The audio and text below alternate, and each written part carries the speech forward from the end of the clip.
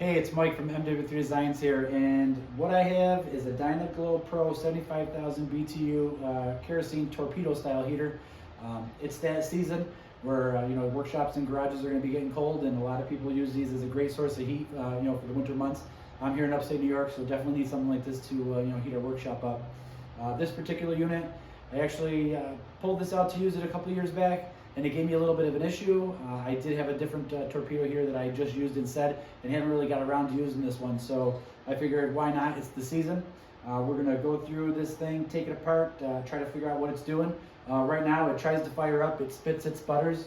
I'm gonna turn it on for you right now just to see what it does, and then we're gonna open it up, see what's inside, and see if we can fix it.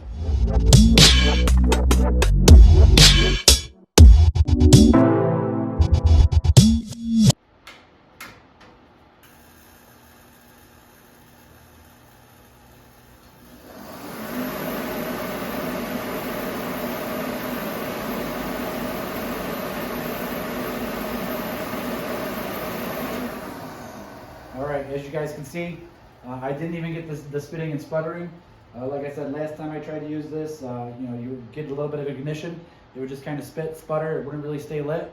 And as of right now, it just looks like we're just getting the machine to run, but we're not getting any ignition.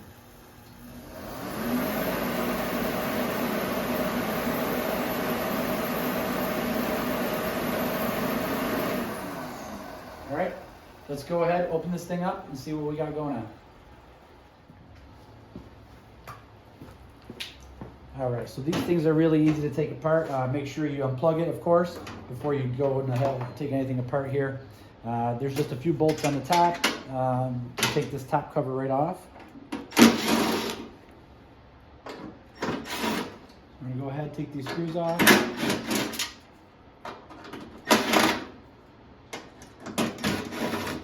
There isn't really too much that runs these things.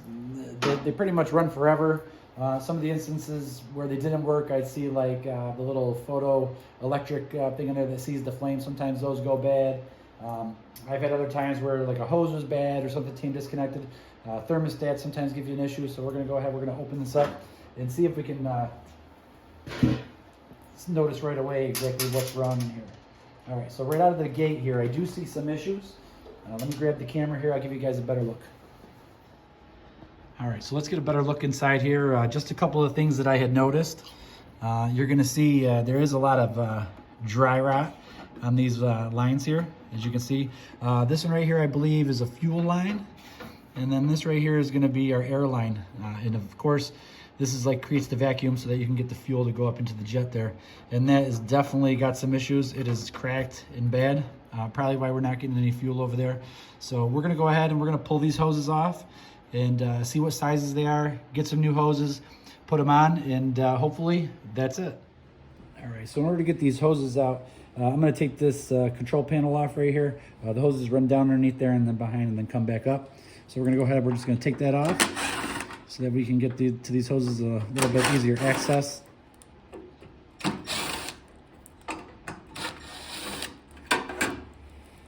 All right, and remember, make sure this thing is unplugged before you go ahead and touch anything. You don't want to get zapped or anything while you're working in there. So here we have the switch. I'm just going to go ahead, I'm going to unplug these.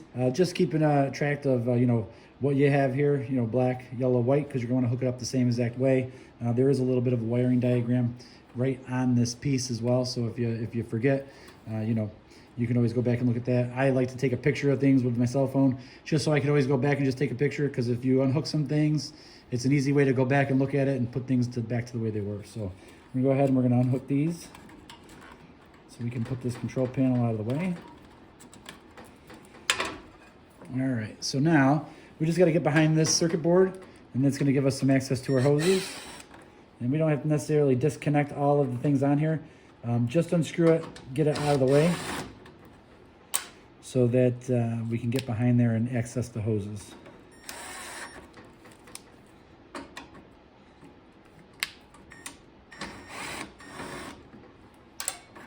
All right, just unplug this one plug here so we can get through there.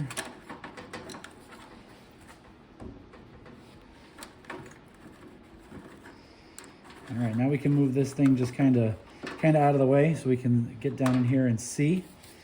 Let's get right down in here and see what we got for these hoses. So I don't know if you can see these hoses, they do run right around underneath the bottom of the case. And here they are. So they just kind of run down inside those holes, and then they run through and then they pop back up and then go where they need to go. So let's go ahead, we're gonna unhook these hoses. They shouldn't be really on there that tight. There's no like little O-ring things or anything like that that you're gonna need.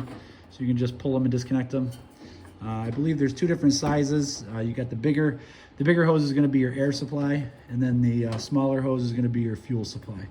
So we're gonna go ahead and unhook these. This is the one for our fuel tank here. We can go ahead and we can pull that right out. And then our air line here, and you can see we got lots of dry rot and cracking. This is just kind of general maintenance. So, you know, if you open it up and you look at it every year, it won't sneak up on you on a cold day when your heater's not working. But hopefully, this is the only issue we have here, and we can get this fixed quick. Okay, so I didn't have any fuel hose here, so I had to make a quick run to the auto parts supply store. And so for your fuel line, it's going to be a 3/16 hose. You can see that there. And these are just fuel lines that I got from just a local auto parts store. I think I went to like a Pep Boys. And then your air line is going to be a 1/4 inch. And it's going to be ID. So this is a 1/4 inch ID hose and a 3/32 ID hose. And as you can see, the fuel line is going to be the smaller one, and the air line is going to be the bigger one. So just to make things easier here, I knew I needed about 1 foot of this small hose and about 2 feet of the other one. So what we're going to do is just, we could probably just see how much we need here to cut off. So I'm just going to kind of trim these down to size here.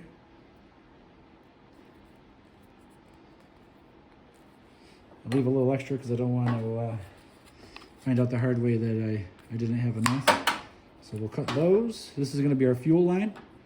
We're going to go ahead, we're going to hook that up.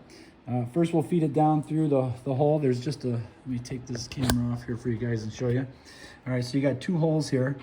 You got 1 hole right there, which is going to be for your fuel. Then you have another hole here, and that's for your air line. That's going to go back over to this inlet here. So we're going to feed this in first here. This is going to be for our fuel. We're going to get that line connected. All right, so we're good there. And then we'll come back down on the back side here. And you'll see we have our connection on the tank right there. So we're going to connect that there. And like I said, there was no cable clamps or anything on these fittings. They just pretty much just, it's just a nice press fit on there, and as long as you're getting the right size hoses, you shouldn't have a problem. What I might do is I might just, because these are our new lines, I might just take a couple of small zip ties and just put them on there just to act like a little cable clamp for now. And we'll go ahead and we're going to do the same thing with the other hose as well. We're going to measure that up and get that connected as well. And now this is the 1/4 inch hose. This is going to be for the air. And you can see these hoses were pretty shot. And I've never really opened this machine up to do any maintenance or check anything. I've just been using it, and it's probably been, I don't know, 8-9 years, and it has given me no trouble at all. So finally it decided to act up today. So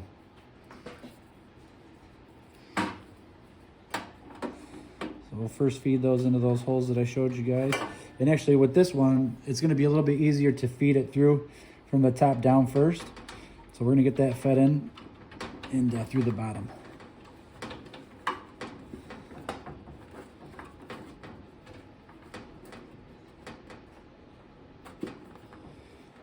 And this one's a little tricky because it goes through 2 holes. There's a hole in the top of the fan mount, and then there's also a hole in the bottom of the case where it goes into. So, and this hose is just a little bit of a bigger hose, so it's going to be a little bit tougher for me to feed that into where I got to get it fed into. So just bear with me here, but we'll get it in there. All right, so we got our airline hose. It goes right down through here on the side of the motor, goes underneath this case, and then pops up through a hole. And then we're going to go ahead, we're going to get that connected.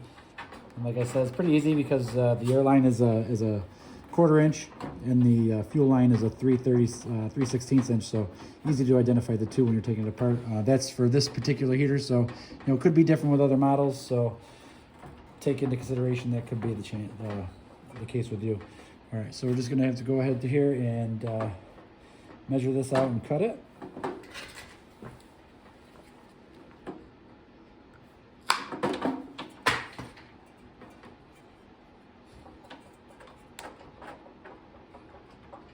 All right, and those, like I said, those are pretty snug, so I don't really have any issues there. I'm actually gonna just cut that off just a little bit more so I don't have so much of a bend in there. And like I said, these hoses, these I got from my local auto parts store. So they're just standard fuel line. All right, so I'm just gonna cut a little bit extra off of that. Get this connected here. And like I said, these are tight fitting, so shouldn't have to really do anything after that. Okay, so we got our air line connected. I'll show you here. So we got all of our new hoses hooked up. We got our fuel line here. We got our air line here. And like I said, they go down through little holes in the actual case here. And then they pop out underneath and just run through. The fuel line, of course, just runs down to the tank. And then the air line runs through, and then that pops up and then comes through two holes, one in the case and then one on the side of this motor mount. And then right there for the air. So, all right, we got that all set. We're gonna go ahead, just screw it back together, and we're gonna turn it on and see if that was it. Okay, and like I said previously, what I'm gonna do is I'm just gonna take a couple of really small zip ties, and I'm gonna put those around these hoses just to act as a little cable clamp. There was nothing on there from the factory when I pulled those old hoses off. They were just a press fit, but just to be safe, I'm just gonna put these on there. And it'll just put a little bit of pressure there just to keep it connected. So.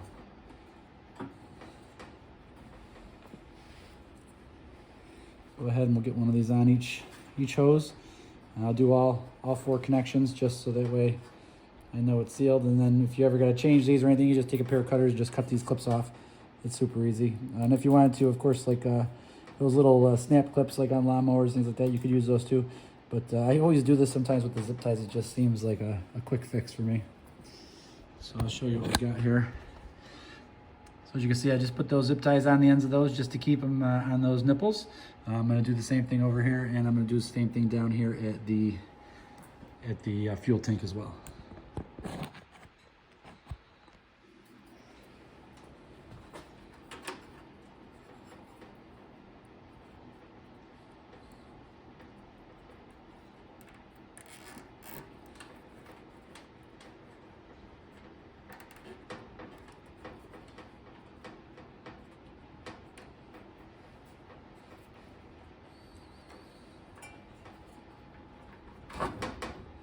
Okay. And this is probably a little overkill by adding these zip ties on there, but better safe than sorry. If you do have an air leak in here, you're going to get a bad combustion. So this way I know everything is sealed up and the fuel's sealed up and we won't have any issues. I'm going to go ahead and just trim off these little tabs of the zip ties, and we'll go ahead and we'll put it back together. Okay, so we're gonna go ahead and we're gonna cut these zip ties off. And it's kind of funny because I don't even know where I acquired this tool, but it's an actual cable tie cutter.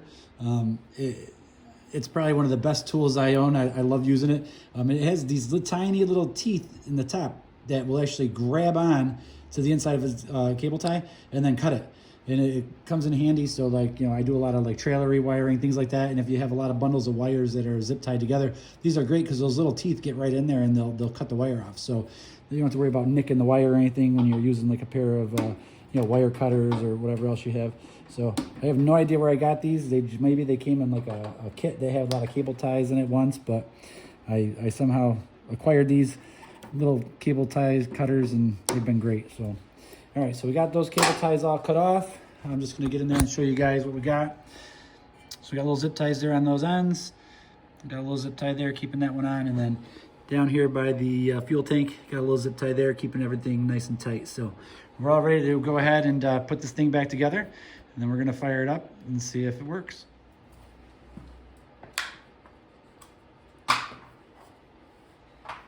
right, so we're going to go ahead and we're going to get this back together.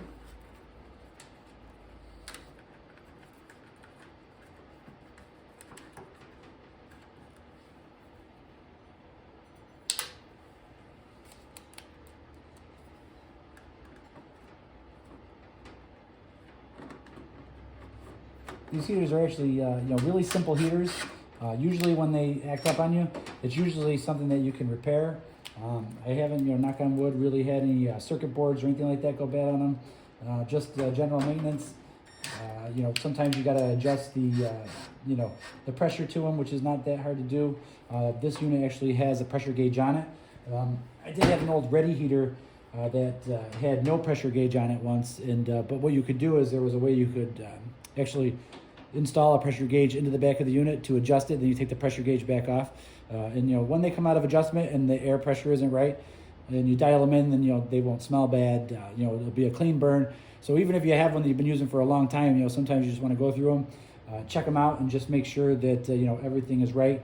You're running at the right PSI. That way you're getting a nice clean burn, no fumes, things like that. And I only burn kerosene in these. I don't do diesel fuel. I know some people will do diesel fuel in these.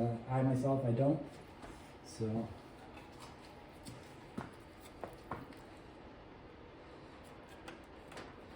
All right. And like I said before, if you're doing this and you don't remember the colors of the wires, where they go, just take a picture with your cell phone, or write it down. This one we're lucky enough to actually have a diagram in here, but it's pretty easy. Black, yellow, white. It wasn't too big of a deal. All right, going to go ahead and get this thing all snug back up. Get the top back on, and we're going to give it a go.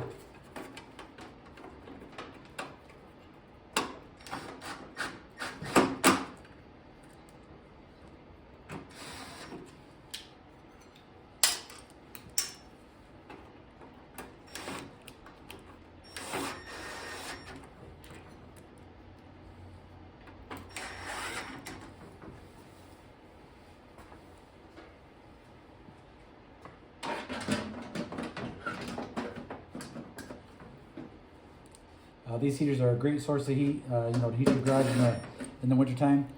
Of course, be safe. Don't put these things around anything that's going to catch on fire, of course. They do get pretty hot at the end, but I'll tell you what, it's a fabulous source of heat. So, without these, we'd all be working in the cold, right? So. All right, 2 more screws and we're good to go. And we're going to fire it up and see if we can get this thing to ignite. All right, there we have it. I'm gonna go ahead and get it plugged back in here. All right, I'm gonna take it to the other side and we're gonna see if we get her to fire up. Okay, so we're back here. We're gonna give it a go, fire it up and see if just that cracked fuel line and cracked air line were the issue with this machine. And see if we can get some heat going in here.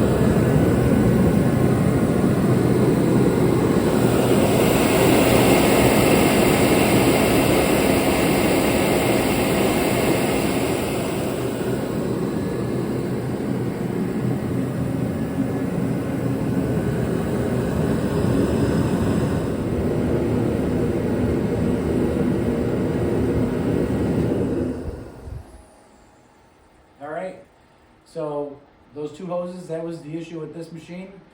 It's running great now, so I don't think we'll have any issues. And like I said, if it's just something you want to do for general maintenance, you could actually, take these covers off in the beginning of the year, before it gets really cold. Take a peek at your hoses, see if there's any cracks or anything like that, so you can fix them ahead of time. And that's pretty much it. So I hope you guys enjoyed the video, and I hope this helps you out if you have a heater like this that you're looking to troubleshoot and fix. All right, so that was the Dynaglo Pro 75,000 BTU. I'm pretty sure that I got this at Home Depot a long time ago. It's a great heater. It's not super loud. I do have a larger one, which is 140,000 BTU. That one right there is like a jet engine running in the garage. So, you know, the only downfall about these, they give off great heat, but they are a little bit on the loud side. So, you know, what I do is I'll usually use these to actually knock the chill out of the garage, and then, you know, move on to a pellet stove. That's my main source of heat once I knock the chill out. So, you know, hopefully this video was helpful for you guys. And if you have any questions or comments, you know, drop them in there, and subscribe to the channel. Thanks.